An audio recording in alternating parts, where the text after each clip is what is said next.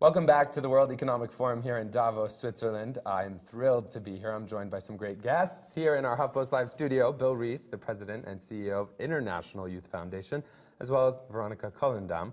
You are the founder and CEO of the YCAB Foundation. We call it YCAB. YCAB. However, Foundation. You're also, I was looking at Twitter, you said homemaker, which I found very, right? That's one of your titles. Yeah, homemaker, just, you know, I'm a wife and also mother of three. And it's an appropriate title. Yeah, I think it's one to include. So much to discuss. We're thrilled that you could be here.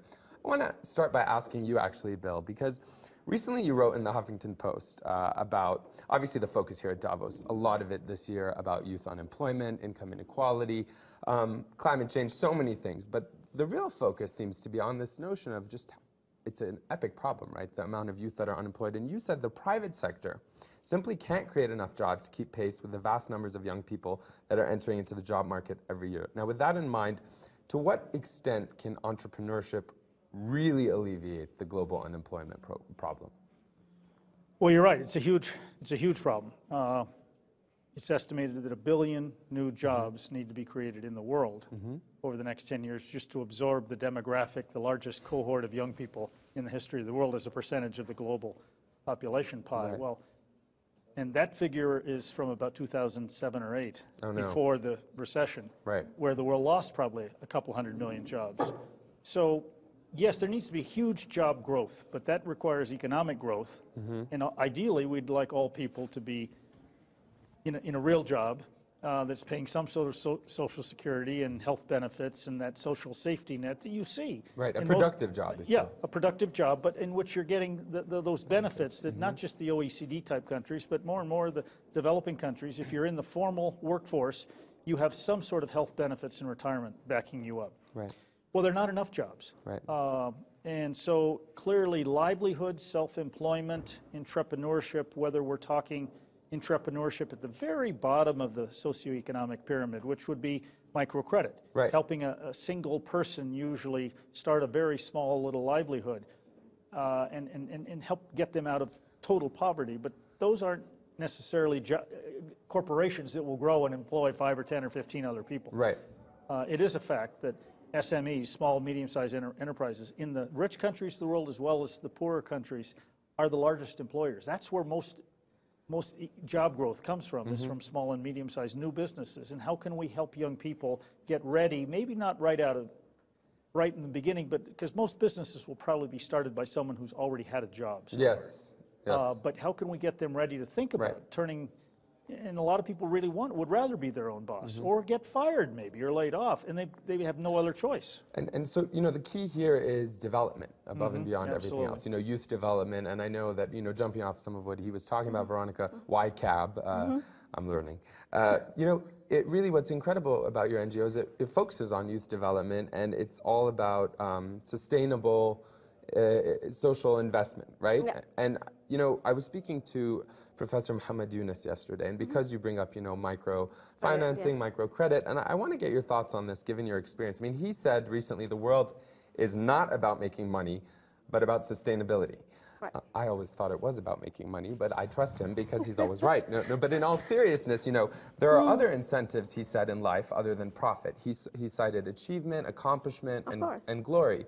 In your experience, I mean, if this is in fact true, how can we continue to develop sustainable methods to get more youth involved, engaged, and also employed? Right. I guess what Muhammad Yunus is saying that, you know, about profitability is one of the sustainability, right? I mean, you need to make profit in order to make meets end and to reinvest it. I think the question with microcredits that you mentioned earlier is not, some people feel that it's too much, like they charge too much. I think Matt Damon said yesterday, it's expensive to be poor because you actually get charged 20–24%, while you can get a single digit maybe.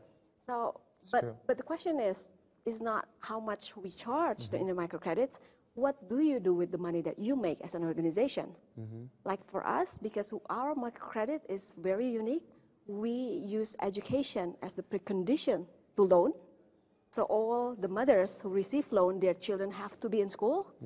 At 3 loan, they have to bring 1 dropout. to school. So that's the uniqueness of that, and how we actually spend the revenue that we make from the percentage that we charge. You see, so that is needed. So you still need to make some profit, so that what you do with the profit makes you a social entrepreneur. Of course, and you know what's incredible, I was reading about you know, YCAB, you're evolving really now into a global social enterprise, and you know, part of what we're discussing, obviously profit is important, but I think for so long businesses focused on that as the alone, sole, as a like single bottom line, exactly, right? that now was we're the bottom moving line. towards double and triple bottom line, which concerns the people itself, how we can increase the capacity of the people, because in Indonesia, for example, I mean, we're growing, our own work growing, and we want to hire 100, 200 people every year. But you see, there's an unemployment huge, 30, 40 million in Indonesia. We want to hire 100, but we can't even find 100 that who are has employable, the skills. Yeah, I mean, this is for, as a field officer for the microfinance. That's a very basic skill. Yeah. But the question is, where are they? Yeah. Because when we get at the you know, initial orientation, there will be 100 people come. But the second day, when they know what they're gonna do outside, they don't go. under the sun, going to slums, half of them will be gone. The third day, you know, at the end of the day, 10% will stay, and the 10% would stay. How long would they last? You see, so the question is not only even that matching the skills. Yeah, it's not only matching the skills. There is not much skill to match in the first place, but the fighting spirit. I think the mentality. Mentality is one issue that can keep you sustainable. Certainly, and you know, when you do, I'm glad you brought up mentality, you know, because at the end of the day, as you know, we've seen a disillusionment amongst the youth in particular. I'm from the Arab world, you know, I've spent a lot of time living there. We all saw the Arab uprisings. A lot of people now saying it's led to a storm, it's, you know, it's all the more unstable. That said, perhaps it's growing pains, but this sense of disillusionment persists, and a lot of youth in the Arab world and elsewhere, to your point, have long relied on the government for a lot of reasons, for job opportunities. It seems as though they're not able to interface with businesses, or they don't even think about it. And you know, what's interesting about IYF is, you know, across Africa and the Middle East, I know you're rolling out Build Your Business. It's this curriculum for training, developed in partnership also with Microsoft. And I'm curious what the aim is there, because what you said about education is so important, because so often education is the first thing that gets cut during hard times, and yet it is obviously the foundation for the individual, the society, the community, the family, the country. What is this program about, and what is the aim really with Build Your Business? Clearly, we want to prepare young people who have the ability and the desire to start a business and be successful. Right.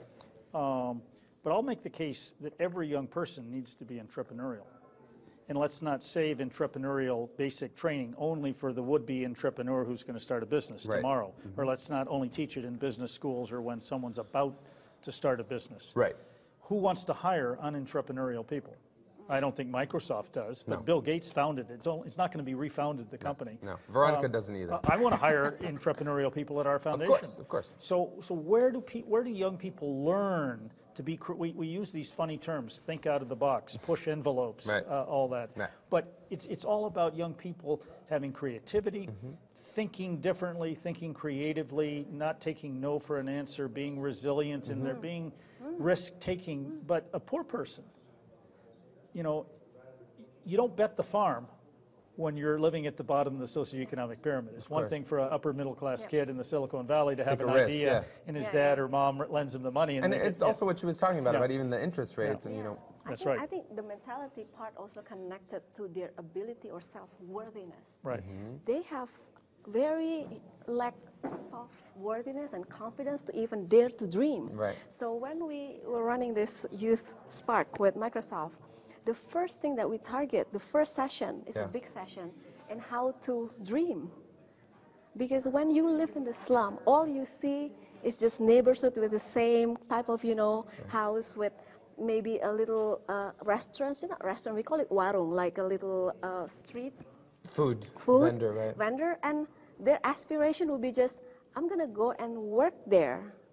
And I thought, like, hey, you have to see the world. There's another world outside. So when we bring them to our learning houses that we call rumah belajar in our language, the free program that we run, and then take them to movies sometimes, Yeah. take them out to see anything, the world in general, then they then have that aspiration. Otherwise, where did that come from? Where can they even fight if they don't know what to fight for? Right.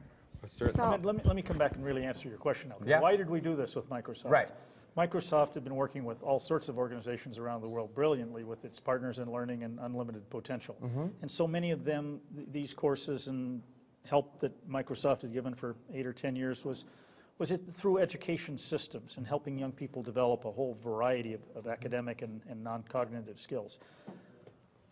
But in recognizing that we do want to see and have to see young people create their own one-person business or livelihood, or maybe something that will grow into a real business, how can we help them do that? So Build Your Business was created jointly by our foundation and Microsoft, and then is being run out by Microsoft and its Unlimited Potential and Partners in Learning and all of its corporate social responsibility programs around the world, Right. to be a tool for young people to think about how you might go about starting a business. I oftentimes call Build Your Business Entrepreneurship 101, because it's not really you take the course online and then tomorrow you go start your business. Right. If that happens, great. Right. But it's planting seeds in people's minds about what would it take to start a business. Or if you've been thinking about starting a business, here are some steps you'd have to go through. You're going to need more than to take the online course. Right. You're going to probably need some mentors and some business development support systems and a loan. But these are the steps you're going to have to think about as you go through it. Right, and you know, what's interesting to me, I'm learning more and more talking to people like yourselves who have done such incredible things, who have partnered and collaborated with, you know, a vast series of different organizations, both government and private and business. There seems to me, and you know, I am still under 30, so I can very much relate to this lack of trust, lack of perception. You also were pointing to this lack of trust or even belief in themselves, let alone the structure of their government, of their reality. And so what I'm getting at is, I'm sure you saw this was came out by Edelman, faith in governments fell to 44% from 48% in 2013. Now, the same survey found that trust in business held steady at about 58%. So that brings it as a lead over government. It's now a 14% margin, right, in terms of people trusting government and over business. I mean, businesses, forgive me, over government. Which is, I think, very telling, and it's telling about who can lead, how people can lead, in terms of trying to engage those youth and actually provide opportunities for them. And I don't know, you know, what's it like in the environment wherein you work? Do you see this trend reflected there? And, Absolutely. And how does it impact your work? Yeah, the government, everybody knows that they always have their agenda, whatever that they project to the world. But in reality, for example, just quickly, free school.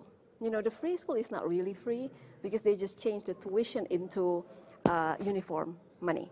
And so you have to incur costs to go to school. But then we all know the power of business. When you don't only do business for the sake of the single bottom line, Profit, right. but we start to think about the people, how you can actually, you know, share the value and at the same time benefit the business by empowering young people around them. And that's the beautiful thing. That's what social entrepreneurship is all about. What Bill mentioned earlier, the power of, you know, everybody have to be entrepreneurial. Everybody have to. It doesn't mean they will be businessmen. But then that's the just to get that spirit out of them, to get that it's possible not to just follow authority, not to be told what to do, right? It's possible to be innovative and to actually creative. If they know the box, think outside the box, because sometimes people think outside the box, they don't even know where the box is, what the box is to think out of. So, so yeah, the work that we do now relies very much on the people power. We empower young people. We also help, I think, multinationals or corporations to share their values and have that at least double bottom line. And through the integration of work that is sustainable. You know, before I let you both go, I just want to actually ask you about, there's a lot of statistics being thrown around here, and you know, a lot of conversations around them, as there should be. The world's 85 richest people, for example, being as wealthy as the poorest 3 billion. A sobering statistic that really highlights kind of the disparity and unfortunately the trend. When you hear that statistic and you think about Davos and what we're here to accomplish, what the aim is, the ethos, if you will, of Davos, I'm assuming, you've been here before, both of you, so this is my first time. And when I juxtapose those two things, I just wonder where you think there's a real opportunity to make that sort of statistic a thing of the past, in the sense that who will lead that effort, and how do you actually coordinate with all the different partners that need to be involved in that amidst so many crises? I mean, we have wars, we have climate change, all these long-term problems, but this is actually perhaps one of the most chronic problems. Well, it's a staggering statistic, and it reminds me of a different one. 5 or 10 years ago, people said of the 100 biggest economies in the world, 50 of them were corporations, not even governments. Yeah. So I think there's something to it, but let me tackle it from a different point of view. There are 1 billion people in the world today that are living in the working and middle class that weren't there 30 years ago. Right. Where were they? Well, most of them are Chinese and Indians and Brazilians in these big countries that have actually seen their economies grow, and people work their way, earn their way out of poverty. Governments have been doing some of the right things. We need governments to be successful, after all. Most of our education systems and health systems and the enabling and regulatory environment that allows businesses to do the right things and regulates them, but also permits them to do things. We need governments that function well, too. It's not business versus government. We need to have actually better faith in both. Of course, and they both need to earn our faith. But I'm impressed with what we really need. There's still 2 billion people out there that are not in this working and middle class, and they are living on $1 or $2 a day. And we say that statistic right there is as alarming to me as the 85 families, because how do you really live? When we buy a bottle of water for $1 or a cappuccino for $3, how can someone live on $1 a day or $2 a day? It's staggering. We need broad-based inclusive economic growth, which is going to take businesses investing and growing their businesses to pull those people into the consuming market. As they consume, they create more economic growth and then we need, of course, the school systems breeding the types of young people who have the right skills to work in government, in nonprofits, and in the business community for the next 30, 40 years. And so that's probably why when nonprofits, incorporate things like education being not a priority, a necessity, right, to participate in the program, creates incentive at the very least on the local level, and hopefully that's replicated. So you're encouraged and optimistic, both of you? You have to be optimistic. You have to be, You wouldn't wake up in the morning. But if you didn't have to be, would you still be?